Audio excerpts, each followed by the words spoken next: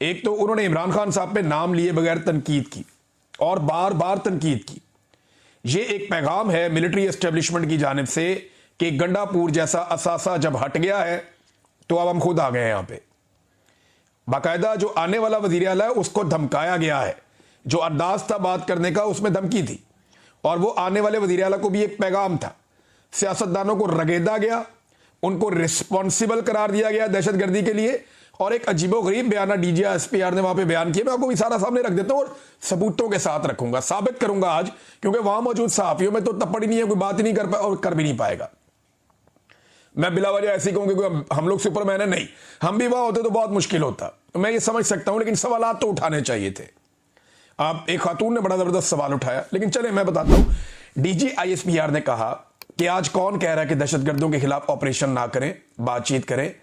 आज से 5-6 साल पहले कौन कहता था कि खारजियों दहशतगर्दों से बातचीत करनी चाहिए? उस वक्त वो रियासत के जिम्मेदार थे, आज वो रियासत में नहीं, फिर भी कह रहे हैं बातचीत करें। ये कहते हैं जिन लोगों ने आपके बच्चे मारे, सर काटे, उनसे बातचीत कर लो। ये कौन कह रहा है? DGSPR। जबकि इसी फौज का सरबराह फील्ड मार्शल आसिम मुनीर और शहबाज शरीफ तारीफें कर रहे हैं एक ऐसे मुआहदे की जहां पे 70,000 फलस्तीनी कत्ल किए गए, और वो कत्ल करने वाले इसराइल, जिसको आलमी सतह पे लोग दहशतगर्द कहते हैं, उसके साथ मुज़ाकरात और डील के ऊपर ये लोग दिन रात शादियां बजा रहे हैं। मैं सिर्फ एक मिसाल दे रहा हूं। अभी ये बात मैंने नहीं की कि यहां क्या होना चाहिए या इमरान खान ने क्या कहा। मैं सिर्फ इस एक बात के ऊपर दूसरा काउंटर नैरेटिव रख रहा हूं कि एक ही वक्त में आप कह रहे हैं कि यहां पे हम बात नहीं करना चाहते, ये तो सारे दहशतगर्द हैं, हमने बात नहीं करनी, इनकी तो बड़ी अच्छी बात है, ना करें। लेकिन सेम टाइम में आपकी इसराइल के लिए पॉलिसी मुख्तलिफ है, क्योंकि डोनाल्ड ट्रंप ने डंडा दिया हुआ है। वहां आप तारीफें कर रहे हैं एक ऐसी डील की जो 70,000 कत्लों के बाद हो गई। यही बात है ना। वहां के लोग अगर चाहते थे कि अमन हो फलस्तीन के लोग, तो यहां के लोग भी चाहते हैं कि अमन हो पाकिस्तान के लोग। अभी मैं ये नहीं कह रहा कि डील करनी है या क्या करना है क्या नहीं करना, लेकिन अब मैं आपको बताता हूं कि इमरान खान ने अपनी पूरी जिंदगी में कभी नहीं कहा कि दहशतगर्दों के साथ बैठ के बात करो या दहशतगर्दों के लिए रास्ता निकालो। ये अभी जितने भी इमरान खान साहब का बयानिया है, इमरान खान साहब क्या कहते हैं? अफगान हुकूमत के साथ बात करो, कबायली लोगों के साथ बात करो, जरगा बुलाओ, अफगानिस्तान के लोगों का भी, पाकिस्तान के कबायली लोगों का भी, और फिर खैबर पख्तूनख्वा की हुकूमत को इन्वॉल्व करो। ये इमरान खान कहता है। इसमें दहशतगर्द कहां से आ गए? इमरान खान कहता है कि दहशतगर्दी खत्म करने के लिए आपको गुफ्तगू भी करनी चाहिए आपस में तमाम फरीकैन के साथ। या सादा और कर लेते हैं इसको, इमरान खान कहता है मुतासरीन से बात करो। वो कब कहता है दहशतगर्दों से बात करो? इमरान खान तो नहीं कहता। हां, दहशतगर्दों से बात करो, ये कौन कहता है? मैं आपको भी निकाल के सुना देता हूं, बल्कि आपको दिखा भी देता हूं। ये नादरीन आप स्टेटमेंट देखिए। ये स्टेटमेंट राणा सनाउल्लाह साहब का है, और इस स्टेटमेंट के ऊपर इसकी तारीख भी लिखी हुई है। ये स्टेटमेंट है जी 7 जुलाई 2022। इमरान खान साहब की हुकूमत गिर गई थी अप्रैल के शुरू में ही 2022 में, तो मई, जून, जुलाई। इमरान खान की हुकूमत गिरने के 3 महीने के बाद उस वक्त का वजीर दाखिला राणा सनाउल्लाह, जो जनरल बाजवा का बेहतरीन, जनरल नदीम उंजम का बेहतरीन साथी था, वो क्या कह रहा है?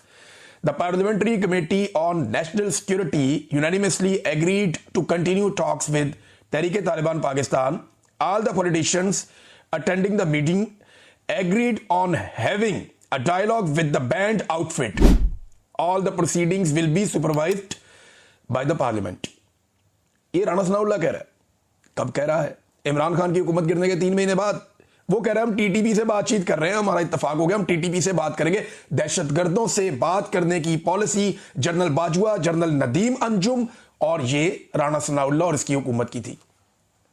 वो अपने मुंह से कह रहा है कि हमने दहशतगर्दों से बात की है, हमने ये फैसला किया। फैसला हो रहा है जुलाई में, इमरान खान की हुकूमत जा रही है अप्रैल में, डाल देते हैं इमरान खान पे कि वो लेकर आया दहशतगर्दों को। इमरान खान ने कल सवाल किया कि बताओ मैं कब लाया हूं दहशतगर्दों को, कौन से दहशतगर्द मैं लेकर आया हूं, बताओ ना, उनके नाम लो, बताओ कब लाया हूं, कौन से लाया हूं, किस तरह लाया हूं, बताओ। ये दहशतगर्द जब लाए जा रहे थे और इनके लिए बॉर्डर नरम किया जा रहा था, तो मुराद सईद चिल्ला रहा था, खैबर पख्तूनख्वा के तमाम MNAs MPs चिल्ला रहे थे कि ये मत करो। जब ये दहशतगर्द साउथ में आ रहे थे तो अली अमीन गंडापुर और उसके भाई चिल्ला रहे थे। गंडापुर ने यहां तक कहा कि हमारी पुलिस दहशतगर्दों को गिरफ्तार करती है, हमारी मिलिट्री एजेंसियां वो आती हैं और आकर छुड़वा लेती हैं कि ये हमारे असासी हैं, इनको छोड़ दो। अब आप बताइए, इसका जवाब दीजिए कि जब पुलिस ने बारहा ये कहा कि हम दहशतगर्दों को पकड़ते हैं, फौज आके छुड़वा के ले जाती है, अब हम क्या करें? बार बार कहा। तो इन दहशतगर्दों को कौन लेकर आए? ये इल्जाम आप इमरान खान पे डाल के बरी जिम्मा नहीं हो सकते। और इमरान खान ने कभी नहीं कहा कि दहशतगर्दों से बातचीत करो, उसने मुतासरीन से बातचीत करने का कहा। और आज मुतासरीन कौन है? कबायली इलाके के रहने वाले लोग, चाहे वो अफगानिस्तान में चाहे वो पाकिस्तान में, हमारे गयूर कबायली। दूसरे मुतासरीन कौन है? अफगानिस्तान की हुकूमत और खैबर पख्तूनख्वा की हुकूमत। इन चारों से आप बात करें। इमरान खान ने कब कहा कि आप जाके किसी दहशतगर्द से बात करें या टीटीपी के लीडर को सामने बिठा के उससे बात करें? ये तो उसने कभी नहीं कहा। तो एक जगह आपकी कोई पॉलिसी है, दूसरी जगह आपकी कोई पॉलिसी है। एक और स्टेटमेंट देखें DGISPR का। इन्होंने कहा कि खैबर पख्तूनख्वा में जानबूझकर दहशतगर्दों और सहूलतकारों को जगह दी गई, खुमियाजा अवाम भुगत रहे हैं। किसने दी ये जगह? देखिए, इमरान खान पे आप ये इल्जाम लगाते हैं ना कि वो दहशतगर्दों को लेकर आए, तो ये पर्चा देना उसके ऊपर, फिर इसके अंदर उसको जेल के अंदर डाले ना। फिर आप ये कड़ियां छड़ियां क्या बेचती हैं? कभी घड़ी डाल देते हैं, कभी कहीं मुंह काला करवाते हैं, कभी कहीं मुंह काला करवाते हैं। और भाई, इससे बड़ा तो जुर्म कोई नहीं हो सकता, इस पे डालो पर्चा, ये मुकदमा चलाओ। ये मुकदमा ये इसलिए रियासत नहीं चला सकती कि ये जानते हैं कि दहशतगर्दों को कौन लाया, और ताने बाने सीधे जनरल नदीम अंजुम और जनरल बाजुआ पे जाएंगे। और जब नदीम अंजुम को और जनरल बाजुआ को उल्टा लटकाया जाएगा तो सारी कहानी खुल जाएगी। वो सारी कहानी बता देंगे किसने क्या किया और किसने मेरे से क्या काम करवाया और कौन किस जगह पे कितना इन्वॉल्व था और ये लड़ाई किस लिए बढ़ाई जा रही है। मादनियात का क्या किरदार है, अमेरिका को कैसे राजी करना है, एक नई लड़ाई जो है डॉलरों वाली, उसके अंदर कैसे मुल्क को झोंकना है। ये वहां के मकामी लोग भी कहते हैं और बार बार कहते हैं। तो दहशतगर्दों को कौन लाया ना? अब ये नई आने वाली हुकूमत को भी दबाया DGISPR ने, उनको भी धमकाया। ये जरा आप स्टेटमेंट देखें। पख्तूनख्वा में जो दहशतगर्दी है, इसके पीछे सियासी और मुजरिमाना गठजोड़ है, ये भी उन्होंने कहा। सियासी और मुजरिमाना गठजोड़ है। यानी पाकिस्तान तहरीके इंसाफ, वहां पे लोग उन्हें वोट डाल रहे हैं। खैबर पख्तूनख्वा के लोग दहशतगर्दी से मुतासिर हैं, दहशतगर्दी से तंग हैं।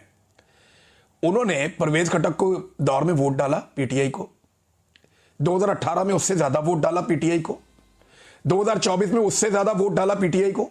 अगर फौज की पॉलिसी ठीक होती तो इतना वोट तो ना पड़ता PTI को, फौज को पड़ जाता या फौज की जमातों को पड़ जाता। भाई, ये वाइड सूबा है ना जहां पे वोट लोगों ने गिनवा भी दिया बैठ के कि नहीं, हमने अपनी हुकूमत लेनी है।